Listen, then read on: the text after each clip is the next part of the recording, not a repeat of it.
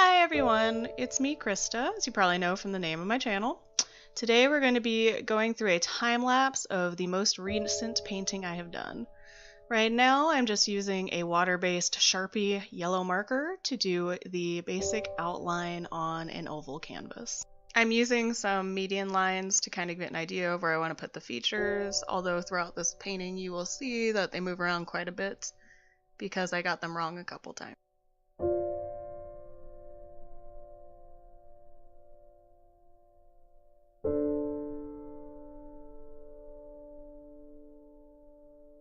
Now I'm bringing in a blue Tombow marker to kind of further define those features and make them more what I want to do, and having it a different color lets me follow what I'm doing a little bit better. Using this Tombow marker was actually a mistake because when you add water to it, it kind of goes every which way, which I was not quite prepared for. Which honestly I should have known because a lot of water-based markers will do this, but I've used some such as the Winsor Newton pigment markers and they didn't do this. It's just all trial and error when you're kind of doing this stuff. And with this marker, I'm adding in more kind of the detail lines. Here I'm painting in the background and taking the paint directly out of the tube and mixing it with water. Don't do this, it can actually mess up your painting. I've just done it a lot to where I'm used to it at this point.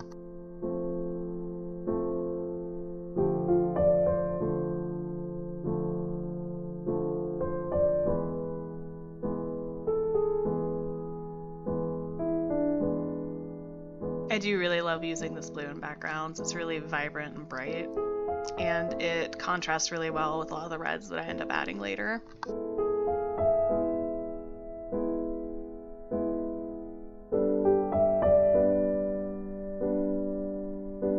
I was painting on a flat top table, now we've moved it to an easel to kind of better get an idea of the colors I'm using, and also just for ease of use for me.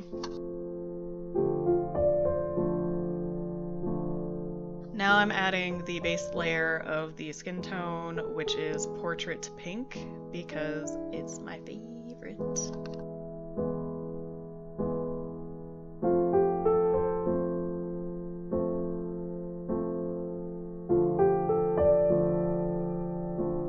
And throughout this, I'm going to be adding a bunch of different colors and a bunch of different layers because it adds a nice luminosity to the skin tone. And you can see that blue marker now mixing into the skin and kind of turning it a little green, which ends up working a little bit.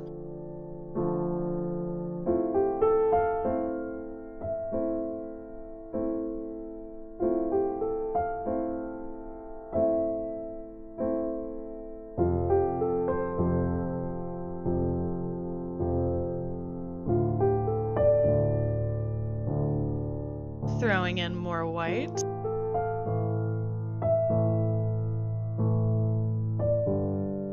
Now some brilliant purple, which I've noticed adding purples, blues, and greens really add a lot of depth to skin tone. You can't be afraid of color, you just have to add in a bunch of different ones and a bunch of different shading, because if you just use the same color and shade it all the way through, it's gonna look flat.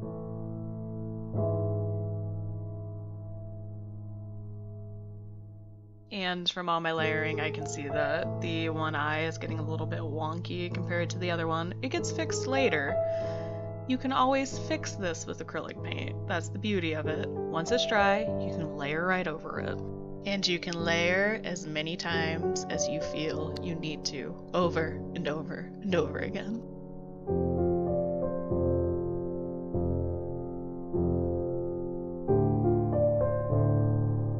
We're now adding in some darker purples and some Naples yellow. You can already see how bright and fluorescent that looks now. Also, I'm adding in a really dark blue-green, which will help add some depth. I will be layering some black over it later, especially in the hair.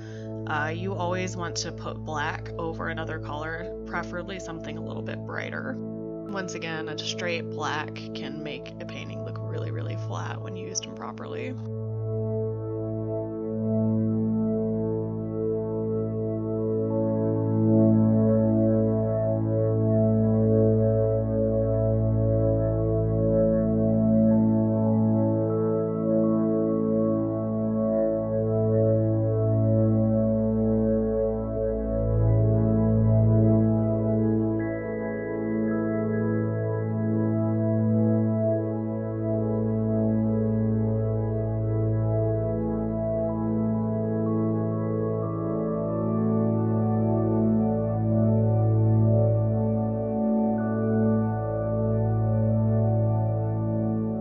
At this stage, the painting obviously does not look that pretty. Every painting or drawing is going to have an ugly stage. You just kind of have to work through it and keep going until it starts looking better. That can take minutes, hours, days. You just gotta, once again, stick with it until it starts looking pretty.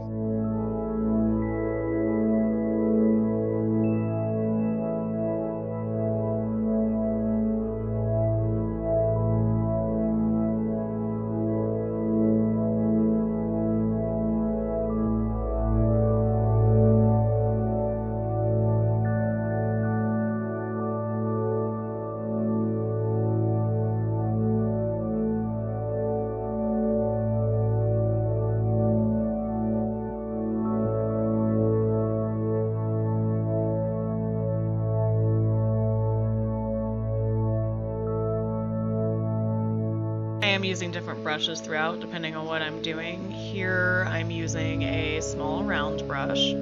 During a lot of it I was using a slightly bigger filbert brush. Smaller brushes for smaller details, larger brushes for wider canvas coverage.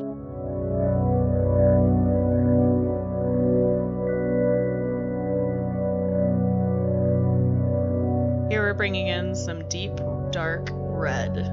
Because of course I have to have red in every painting. I know, I have a problem, but I just really love red. I'll probably always use it, over and over again.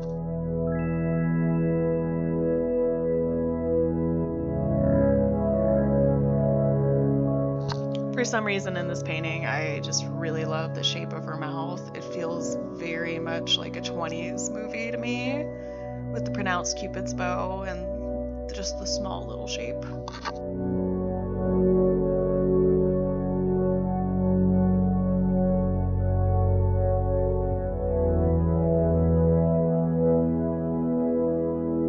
Here comes in that deep black I was talking about earlier, and we're putting it over that green.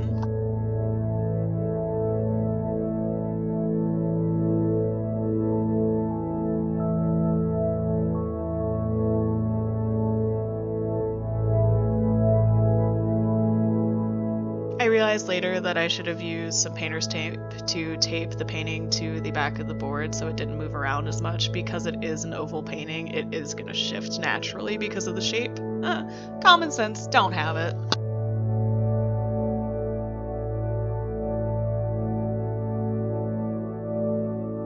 Here's the first appearance of a Copic marker. I'm using a dark red. I like using Copic markers over acrylic paint because it is very translucent, and once again it adds a little bit of an extra layer. But not just that, it adds a little bit of sharpness to the painting. Now some bright magenta added in to places where someone who gets redness on their face would get it, such as their nose.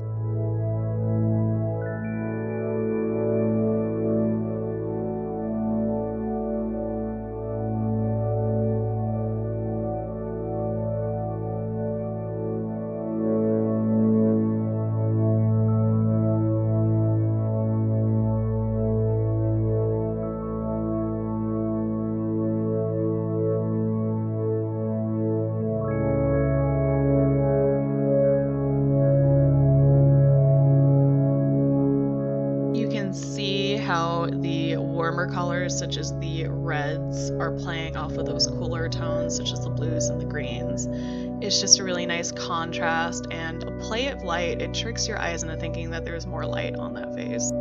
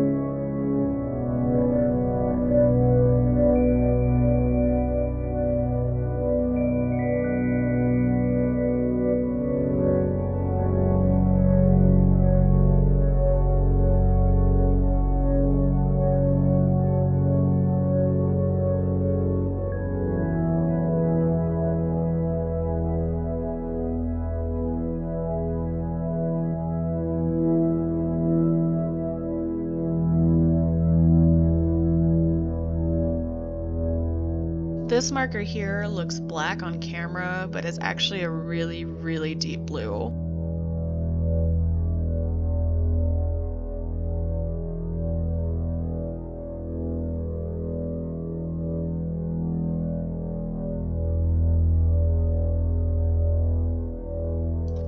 And I'm basically just going over what's already been painted with the same colors, but in Copic marker form instead of paint.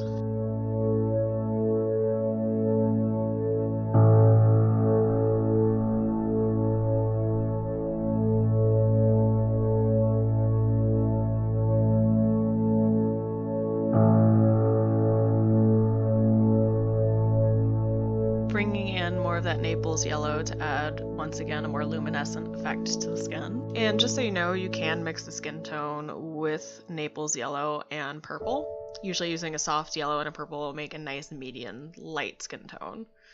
For deeper skin tones, you'd want to use deeper reds, purples, burnt umbers, and blues. You're going to see me holding my brush horizontally quite a bit, and that's to measure the eyes because they are obviously very, very off. And using a paintbrush or a pencil is a good way to kind of gauge where you are proportionally.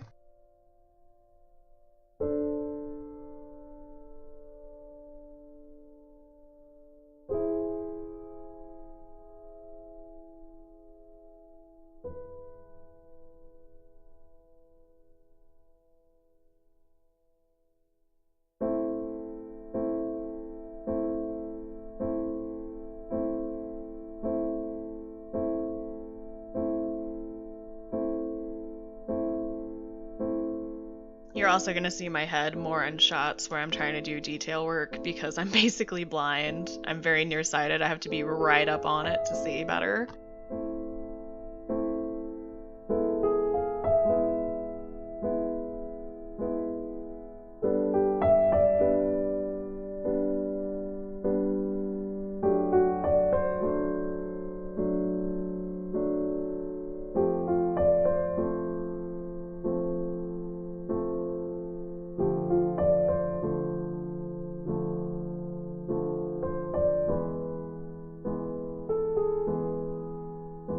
I'm darkening the sclera of the eye because it gives a far more sinister effect, which is kind of what I want. A lot of this changes way later with the hair, but I do love how that purple looks against that black. I think that's something I might utilize more in future paintings.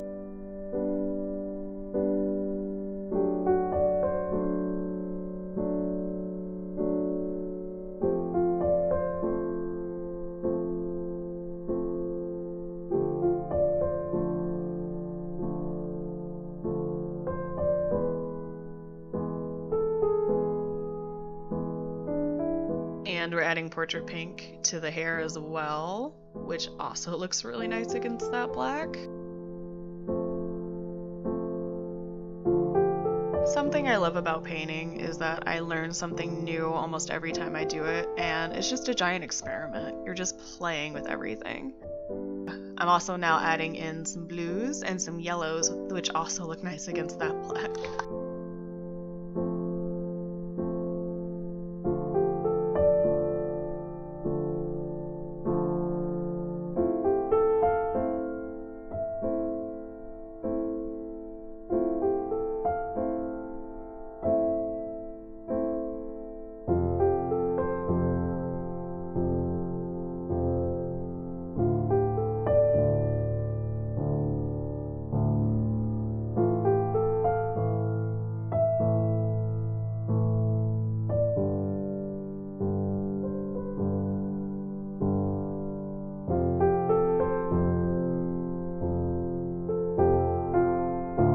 There are parts of this video that get really jumpy. I think that I'm either hitting the camera or hitting the USB cord that attaches to the camera.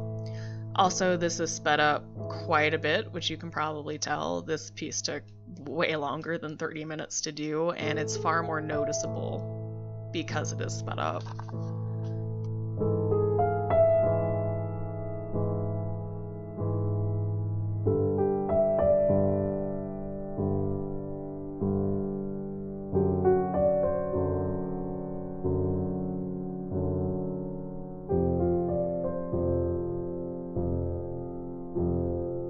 And I'm adjusting and readjusting the eyes multiple times because I can tell that it does not look right, and just doing what I can to fix it.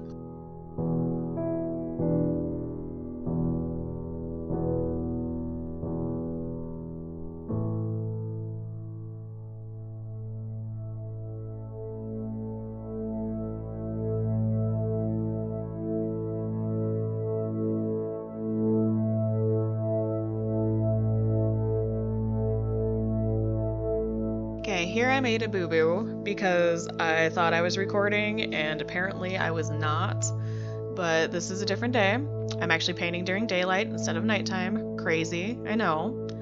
And with the lighting, you can definitely see the difference in the colors. I'm just sorry that you guys missed out on me fixing the side of the face and all that stuff. Now I'm also putting down the base layer for my little eyeball crown, which is going to be in white because I have to have a white base for most reds to layer because a lot of reds are really translucent compared to other acrylic paints. While I'm waiting for the layer of white to dry, I'm adding in a bunch of yellow onto the hair. I ended up going a little crazy with the yellow. I like how it ends up looking in the end, but I definitely did go ham on that yellow. Adding in that base layer of red for the eyeball crown, which I'm going to explain some of the red eyeballs in my art. I've been doodling stuff like this since at least 10 years ago. I was actually in an abnormal psych class. To me, the Argus series, which is the title series, that includes all these red eyeballs, represents a sense of self in not only a psychological sense, but in a spiritual and a religious sense. It explores different aspects of feelings with that. I also love using, once again, the reds against the blues because of the contrast. In a lot of mythology and folklore, eyes represent knowledge, and with the crowns of eyes, it kind of represents that burden of knowledge of outside perceptions and then your inner feelings mixed in with that. It's just weighing heavy on your mind, and that's why it's on the head.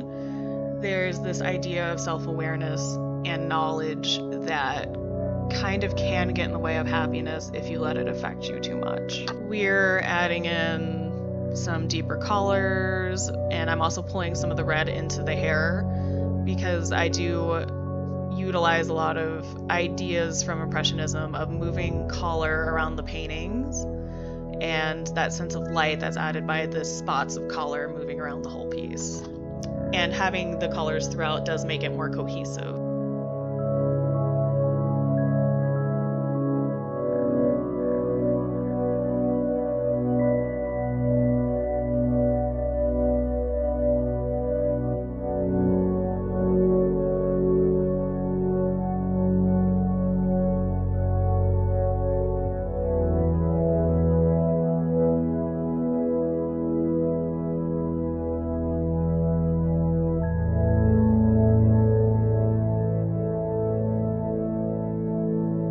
We are getting into the end stages of the painting where things are starting to come together. Her face has definitely come together a lot. It's a great improvement from where we started for sure. And now we're just working on the details of the hair and getting that eyeball crown ready.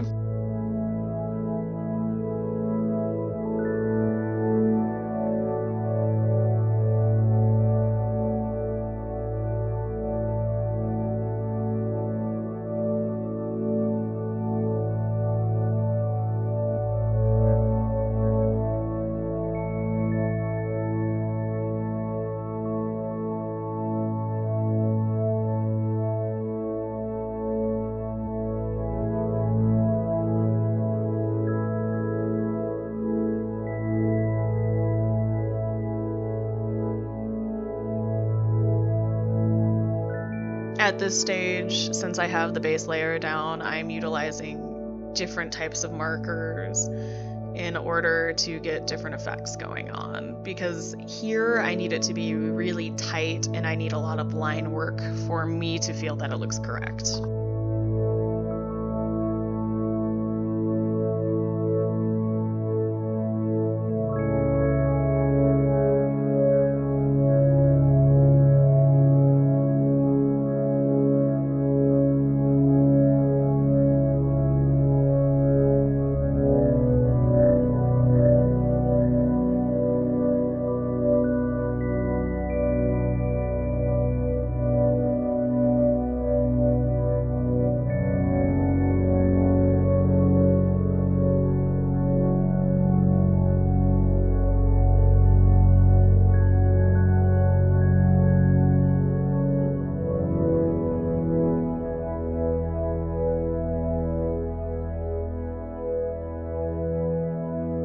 using various marker types, brands, sizes in order to get all the different line work in there. I have some really fine tip ones, I have brush ones, just kind of using every single different kind in order to get the effect that I want.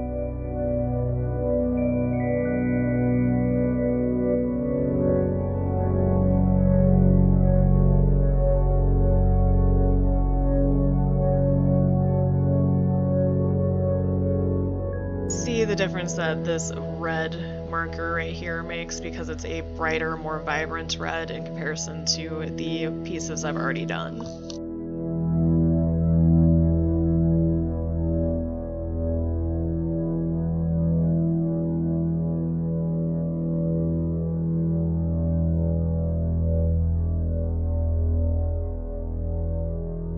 And I've been adding little bits of white and then going over it with the red again to add some of the lighter red in by mixing the two colors together, also to give a more opaque effect.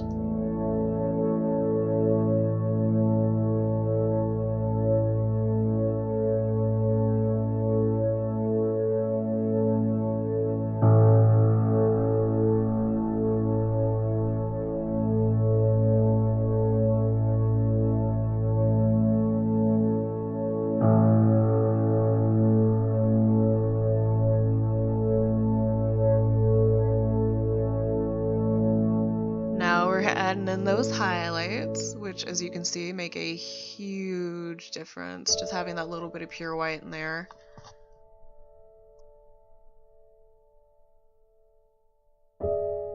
Lightening up some sections with white and red again.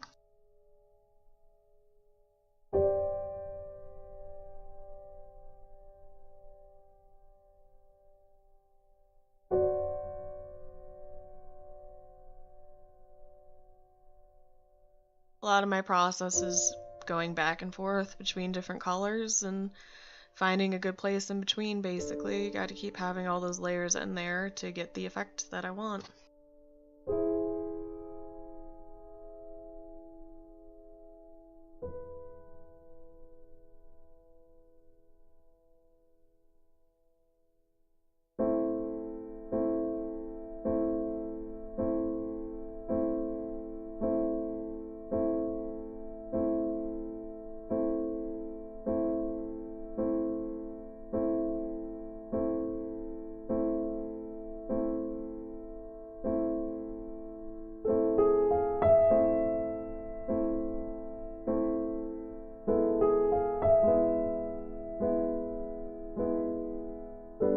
There are going to be some parts where it stopped recording, and I believe that is because I have a USB port that is used all the time for my laptop fan, and I happen to have my camera plugged into that one.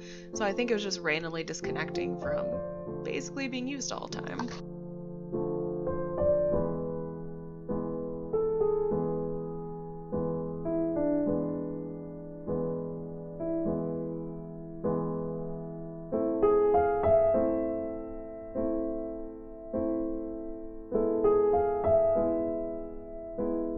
I love that almost rainbow effect I have going on in the hair with all the different colors there.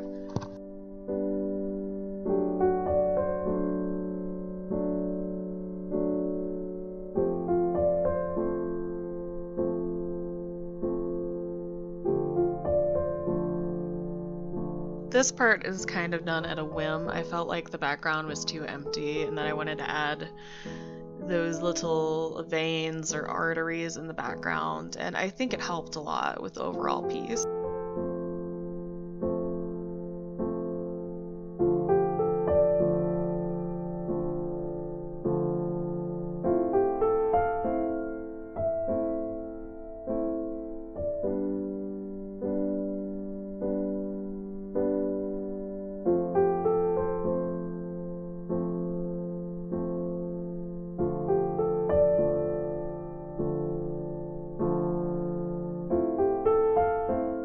Well, we're almost done. Thank you so much for watching this whole video. Thank you for taking part in this creative process with me. If you liked it, please hit that like button. If you didn't like it, oh well, hit the dislike button. If you want to see more, please subscribe to my channel and feel free to ask any questions or leave any comments down below.